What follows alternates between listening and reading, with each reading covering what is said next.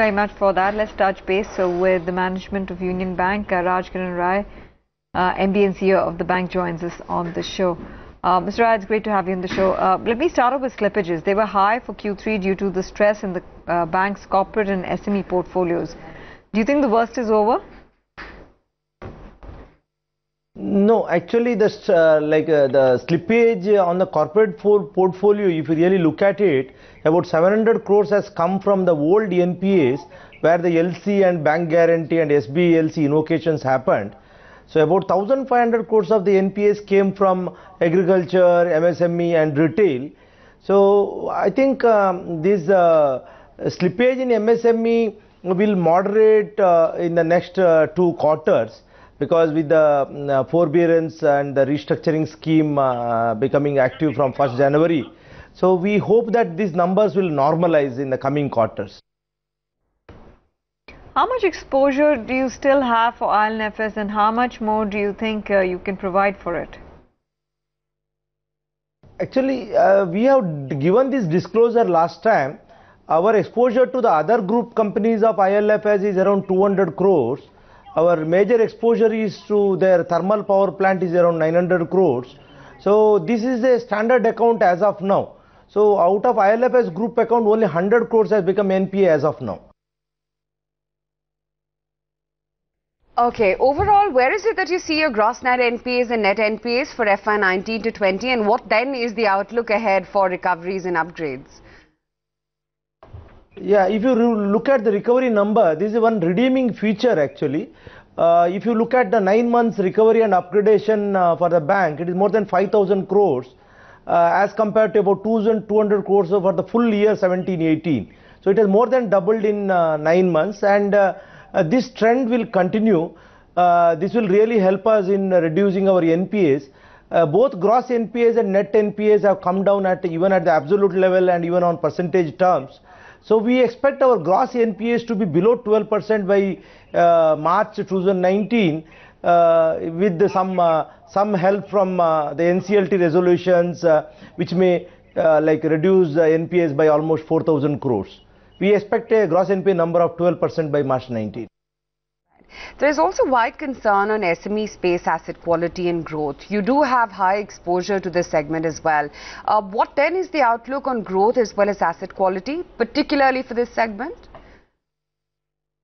In the MSME segment, our growth is around 6% as of now, and the NPAs in this book is around 15%.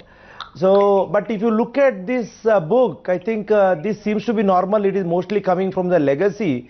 So mostly the MSMEs are dependent on large and medium size companies. So stress in those sectors will generally translate into stress in MSME book, albeit with a lag actually. So now I think we have seen that happening. So we don't see that situation worsening, and with some help from these new RBI guidelines on restructuring, the stress in MSME to more or less is recognized, and the remaining accounts which are having genuine problems can be restructured, and I'm very sure that this book also will moderate, and I'm not seeing further deterioration in the quality. What is your broad growth strategy at this point in time? Do you have sufficient capital to support these growth plans? Actually, this is more or less a consolidation year for all of us. So what we have done is we have rebuilt our structures, processes on the credit underwriting side so that the incremental credit quality improves substantially. So I think the Q4 will see some good credit growth, and we are expecting some good capital from the government. I think to start with, I think this capital from the government will help us for the growth. So we expect some substantial credit growth in Q4 and coming years. Okay, how do you see the lending environment post the recent issues? Do you see a pickup in lending and migration of asset portfolios from NBFCs to banks? Yeah, NBFC actually they had some issues on the asset liability side. I think that is more or less addressed. Actually, we don't see any stress from that side as of now. We are also awaiting for the guidelines of Reserve Bank on the ALM side of NBFC, which is expected by this month end.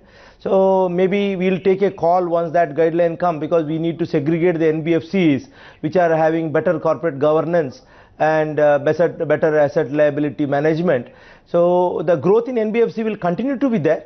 We are not saying that the NBFCs will not grow, and some shifting of asset portfolio from NBFC to commercial bank is happening, particularly by way of portfolio purchase.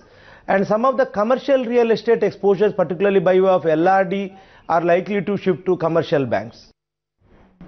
Thanks very much, sir, for joining us and giving us those details on your earnings. We wish you the very best for the future.